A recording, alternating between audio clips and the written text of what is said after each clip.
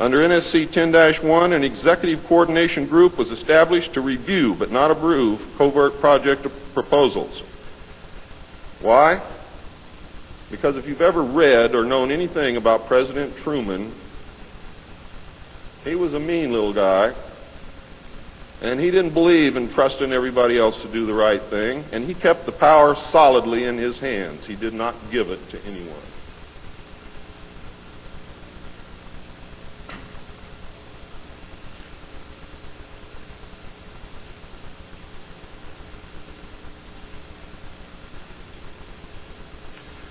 The ECG was secretly tasked to coordinate the alien projects. NSC 10/1 and 2 were interpreted to mean that no one at the top wanted to know about anything until it was over and successful. These actions established a buffer between the president and the information, and it's important that you understand this because it's important later. It was intended that this buffer serve as a means for the president to deny knowledge if leaks divulged the true state of affairs. That is to prevent the collapse of the government. If the president can stand up and say, I didn't know about it, the government can survive. If the president cannot say that, then you have a very, very dangerous situation indeed. The buffer was used in later years for the purpose of effectively isolating succeeding presidents from any knowledge of the alien presence other than what the secret government and the intelligence community wanted them to know. NSC 10-2 established a study panel which met secretly and was made up of the scientific minds of the day and may very well have included some of those names which are on the fraudulent document known as Majestic 12 or the Eisenhower briefing document, which is in reality a contingency plan to lead you right through the Rose Garden.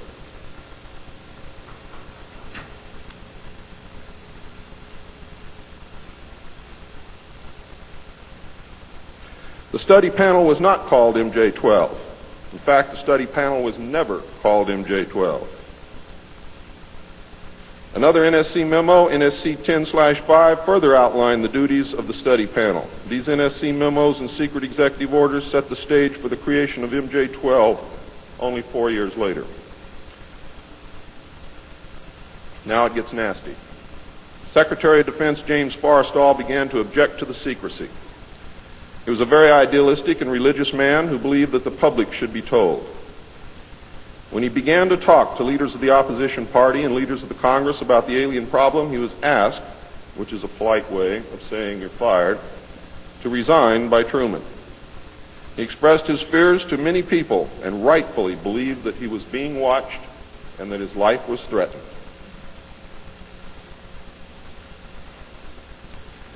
This was interpreted by those who were ignorant of the facts as paranoia, because most people had no knowledge of what was really going on. Forrestal later was said to have suffered a mental breakdown and was admitted, they say, actually, he was committed to Bethesda Naval Hospital against his will. In fact, it was feared that Forrestal would begin to talk again and he had to be isolated, discredited, and shut up. Sometime in the early morning of May 22nd, 1949, agents of the CIA tied a sheet around his neck, fastened the other end to a fixture in his room, and threw James Forrestal out the window. The sheet tore, and he plummeted to his death, and he became one of the first victims of the cover-up. The live alien that had been taken from the 1949 Roswell crash was called EB. It was short for extraterrestrial biological entity, and all aliens are not called EB. EB had a tendency to lie, and for over a year would give only the desired answers to questions asked. Those questions which would have resulted in an undesirable answer went unanswered. At some point during the second year of captivity, he began to open up, and the information derived from EB was startling, to say the least. And this compilation of his revelations became the foundation of what would later be finished, called the Yellow Book. Photographs were taken of EB, which among others, I and Bill English were to view years later in Grudge 13. Why do they keep the aliens in a Faraday-shielded environment? Because they have a tendency to disappear right through walls. And if you can prevent the transmission of electromagnetic energy, you can stop them from doing it.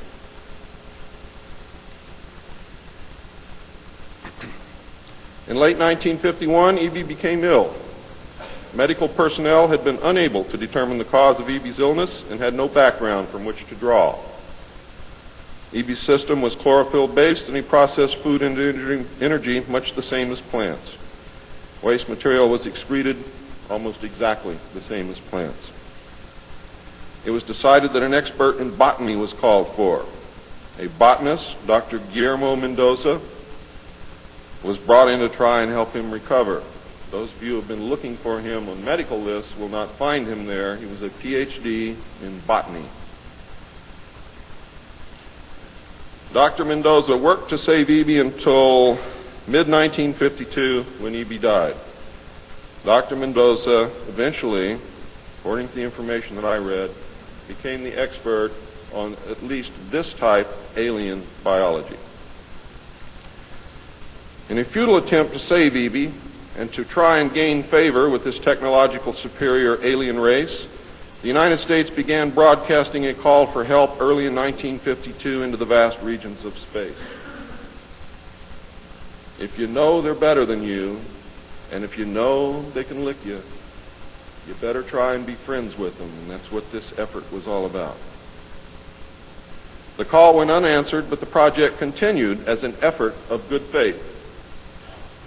President Truman created the super-secret National Security Agency by secret executive order on November 4th, 1952, and until recent years, there wasn't one in 50,000 people in the United States who even knew it existed. Its primary purpose was to decipher the alien communications and language and establish a dialogue with the aliens. This most urgent task was a continuation of the earlier effort and was codenamed Sigma. The secondary purpose of the NSA was to monitor all communications and emissions from any and all devices worldwide for the purpose of gathering intelligence, both human and alien, and to contain the secret of the alien presence. Project Sigma, ladies and gentlemen, was extremely successful. The NSA also maintains communications with the Luna base and other secret space programs. By executive order, the NSA is exempt from all laws which do not specifically name the NSA in the text of the law as being subject to that law. How many of you know what that means? That means we have a completely lawless organization running around the country doing whatever they want to do, answering to no one, and under no law which does not name the National Security Agency in the text of that law as specifically being subject to that law by executive order of the President of the United States. That means that if the agency is not spelled out in the text of any and every law passed by the Congress, it is not subject to that or those laws. The NSA now performs many other duties and in fact is the premier agency within the intelligence community. Today, the NSA receives 75% of the monies allotted to the intelligence community. And the old sayings, ladies and gentlemen, where the money goes, therein the power resides, is absolutely true.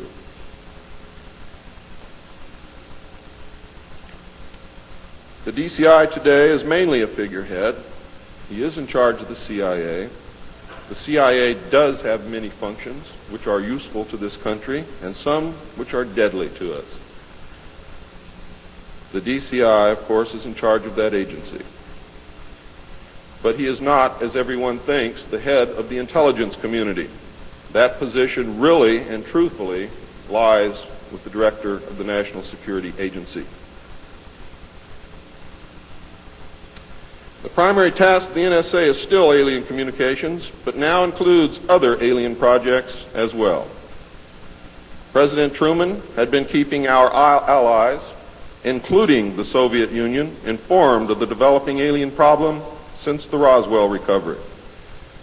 This had been done in case the aliens turned out to be a threat to the human race and thus the world. Plans were formulated to defend the Earth in case of invasion. These were international plans, which included most of the countries of the world. Great difficulty, however, was encountered in maintaining international secrecy. It was decided that an outside group was necessary to coordinate and control international efforts in order to hide the secret from the normal scrutiny of governments by the press. The result was the formation of a secret society which became known as the Bilderbergers. The headquarters of this group is in Geneva, Switzerland. The Bilderbergers evolved into a secret world government that now controls everything. The United Nations was then, and is now, an international joke.